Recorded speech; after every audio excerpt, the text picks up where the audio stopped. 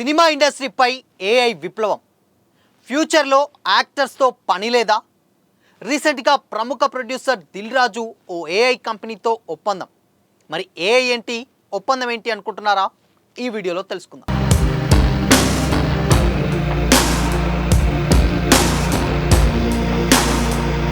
Hi, hello, welcome to Disha TV.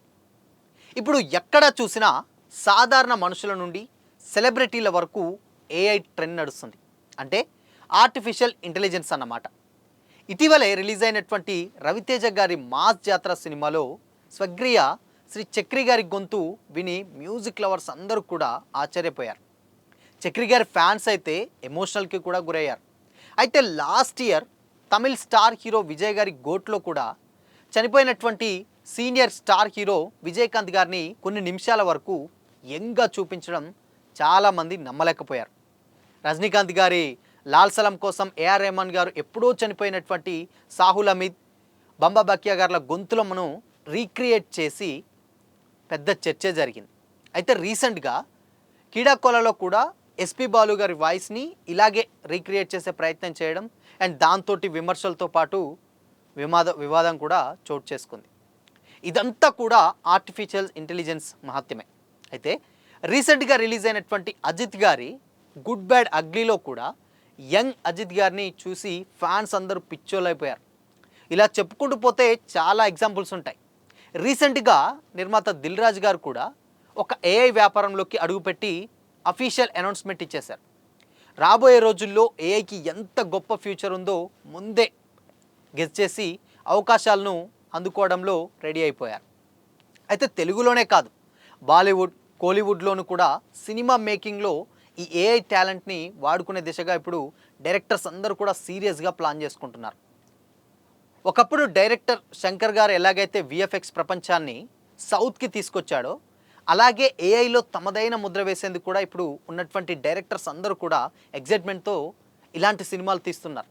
అంటే దీనివల్ల సమస్యలు లేదా అంటే లేకపోలేదు, ఏంటి అని డౌట్ రావచ్చు. అయితే కానీ మొత్తం ఏఐ చూసుకుంటే మరి హీరోలకు కష్టపడే తత్వం తగ్గవచ్చు.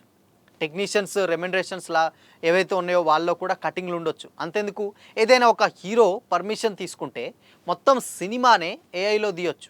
ఒక 10 ఏళ్ల తర్వాత టెక్నాలజీ పీక్స్కు చేరుకున్నాక స్వర్గంలో ఉన్నటువంటి ఎన్టీఆర్ గారిని, ఏఎన్ఆర్ గారిని ఇద్దరిని కూడా ఏఐలో సృష్టించి మల్టీస్టార్ తీసి రిలీజ్ చేసినా కూడా ఆశ్చర్యం లేదు. గతంలో యమదొంగలో కూడా చూసాం మనం. యమదొంగ అండ్ కలిసుందాంరా లాంటి వాటిలో కూడా ఈ ప్రయోగాలు జరిగాయి.